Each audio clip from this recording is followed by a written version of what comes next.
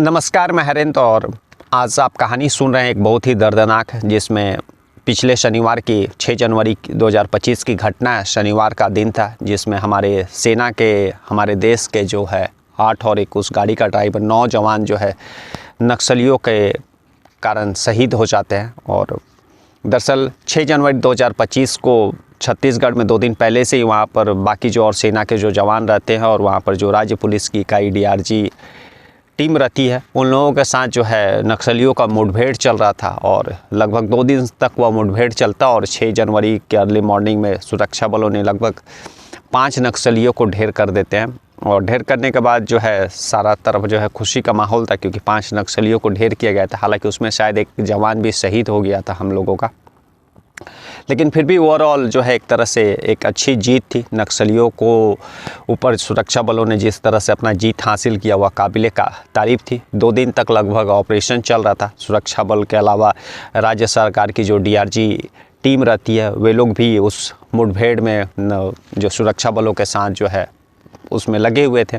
और अंत में 6 जनवरी को अर्ली मॉर्निंग में यह मुठभेड़ ख़त्म होता है, जहां पर यह जानकारी दी जाती है कि लगभग 5 नक्सलियों को जो है सुरक्षा बलों ने मार करके गिरा दिया। उसके बाद जो है बाकी वहां जितने भी सेना के जवान अलग अलग जो है फोर्स के लगे हुए थे उस ऑपरेशन में, वे लोग फिर अपना जो है कैंप के लिए रवाना होते हैं। सभी के बीच एक खुशी का माहौल था और कंटिन्यू 2 दिन से चल रहा था। तो सेना के जवान भी, जैसा कि आपको मालूम है कि जब कभी भी वो लोग इस तरह के ऑपरेशन में नक्सलियों के साथ हो या फिर आतंकवादियों के साथ ऑपरेशन जब कभी भी होता है या फिर कोई और भी ऑपरेशन में वे लोग रहते हैं तो उन लोगों का जो है मोबाइल वगैरह सारा कुछ बंद हो जाता है। मतलब वे लोग अपने घर से संपर्क नहीं कर पाते हैं क्योंकि उन लोगों को सारा फोकस वहाँ पर मुठभेड़ में या फिर नक्सलियों का जो है सफाया करने में लगे रहना होता है। इसी कारण जो है फ़ोन वगैरह जो है अलाउ नहीं रहता है। तो इसी कारण वे लोग वहाँ 2 दिन से भी ज़्यादा समय से ऑपरेशन चल रहा, तो सारे नक्सली जो है वहीं पर अपना कैंप किए हुए थे। घर में भी उन लोगों का बात नहीं हुआ था।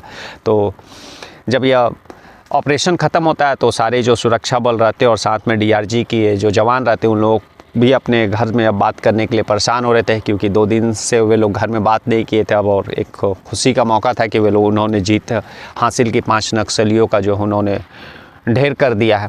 लेकिन सारे इतने थके हुए थे कि सोचते हैं कि जब हम लोग कैंप पहुंचेंगे तब आराम से हम लोग कैंप में आराम भी करेंगे और फिर घर और बाकी जो है दोस्त हैं उन लोगों से भी बात करेंगे। यहाँ पर ये बताते चले कि वहाँ पर जितने भी सुरक्षा बल अलग अलग फोर्स के थे, उसके अलावा एक DRG की फोर्स के भी जवान थे। DRG दरअसल जो है छत्तीसगढ़ पुलिस की राज्य सरकार की जो है एक इकाई है और वह उसमें स्थानीय जो जनजाति होते हैं, स्थानीय जो युवा होते हैं, उनके अलावा ऐसे युवा जो पहले नक्सली थे उन्होंने फिर बाद में सरेंडर किया पुलिस के सामने और फिर देश की सेवा करने के लिए कुछ करना चाहते हैं, तो वैसे ही लोगों को उस DRG इकाई में शामिल किया जाता है।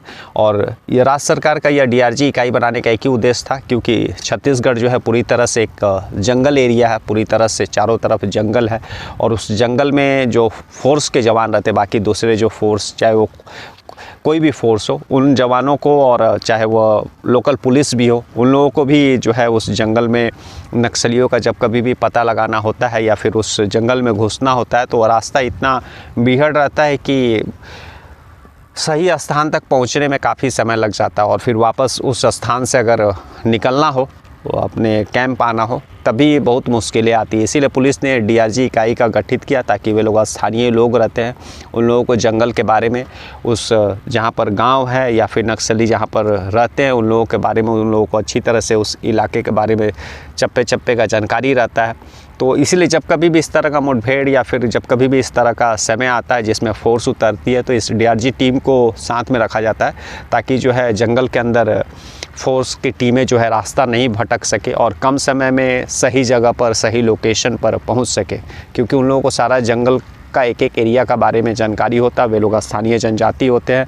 जंगल में भी जब कभी वो लोग घुसते हैं तो अगर किसी गांव वाले से अगर मुलाकात होती है तो वे लोग बातचीत करके जो है अपने कॉन्फिडेंस में ले सके, किसी तरह का कोई ऑपरेशन में ऑब्जेक्शन नहीं हो। इस 6 तारीख से पहले भी जो वहाँ पर ऑपरेशन कर रहा था DRG इकाई की जो एक टुकड़ी उसमें थी जिसमें लगभग 8-9 लोग थे, तो वे लोग भी जब ऑपरेशन ख़त्म हो जाता तो अपने बेस कैंप पहुंचने की तैयारी करते हैं और फोर्सों की तरह वे लोग भी अपना निकलने का वहां से जब ऑपरेशन ख़त्म होता तो अपना कैंप पहुंचने का कोशिश करते हैं। सारा चीज़ रेडी होता है, उन लोगों का जो है बोलेरो SUV गाड़ी रहती है।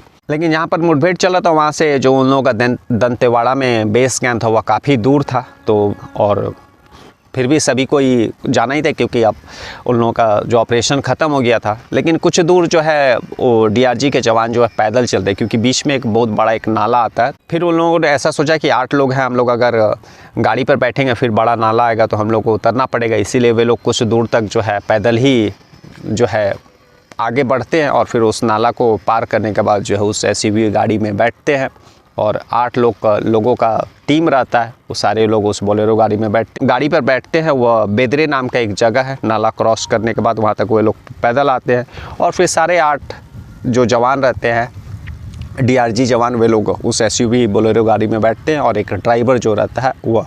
उसके बाद गाड़ी अपनी स्पीड में आगे बढ़ती है और तभी जो है कुछ किलोमीटर चलने के बाद एक सिंगल रोड आता है और उस सिंगल रोड में एक अम्बेली गांव है। अम्बेली गांव के नज़दीक जब उन लोगों का SUV गाड़ी और उस गाड़ी में 8 जवान और एक ड्राइवर सवार रहते हैं, वे लोग वहाँ से उस अम्बेली गांव से निकलते हुए रहते हैं, अपने स्पीड में रहते हैं। तभी अचानक जो है उस SUV गाड़ी का जो है परकच्छे उड़ जाता है। चारों तरफ वो गाड़ी का जो है पुर्जा छितरा जाता है और उस गाड़ी में जितने भी जवान रहते हैं उन लोगों का भी शव इधर उधर छत विछत हो जाता है।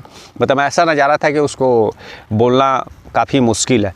दरअसल नक्सली जो थे उन लोगों को मालूम था कि यहाँ पर जो है ऑपरेशन चला है और जवानों ने उन लोगों का जो है 5 लोगों का मुठभेड़ में मार गिरा है। तो बदले की नीयत से वे लोग उस वापस लौटने के रास्ते में उस DRG जवान जिस रास्ते से वापस अपने बेस कैंप में लौट रहे थे उस रास्ते में वे लोग जो है IED विस्फोट लगा देते हैं और जैसे ही गाड़ी उस IED विस्फोट के ऊपर से गुजरती है पूरा गाड़ी जो है चिथरा उड़ जाता है। सभी जवान उसके अंदर जो रहते इधर उधर जो है उन लोगों का शव उस विस्फोट के कारण जो है फेंका जाता है। इतना ऐसा दृश्य था कि जिसको देखना मतलब काफ़ी दुखद था और इतना ज़ोरदार वह विस्फोट होता है कि वहाँ उस पर्टिकुलर जगह पर लगभग 10 फीट का गड्ढा हो जाता है। फिर उसके बाद जो है सारी जानकारी जो वहाँ की रोप जवान होते हैं वे लोग आला अधिकारियों को देते हैं। आला अधिकारी वहाँ पर फिर जो है पहुँचते हैं, तब पता चलता है कि जो है यह DRG के जवान थे और उनमें से 8 जवान शहीद हो गए और एक जो गाड़ी चला रहा था शख्स वह भी जो है उस हमले में मारा गया है। तो इस कुल मिलाकर के एक दुखद घटना थी। जानकारी जैसे ही आला अधिकारियों को होती है पूरा यह जानकारी ना केवल छत्तीसगढ़ में बल्कि दिल्ली तक यह आवाज़ गूंजता है। और उसके बाद जो होम मिनिस्टर अमित शाह ने भी यह बयान दिया कि 2026 तक किसी तरह भी जो है नक्सलियों का सफाया हो जाएगा। कल हम लोग फिर ऐसी किसी कहानी के साथ मिलेंगे, तब तक के लिए नमस्कार, जय हिंद, जय भारत।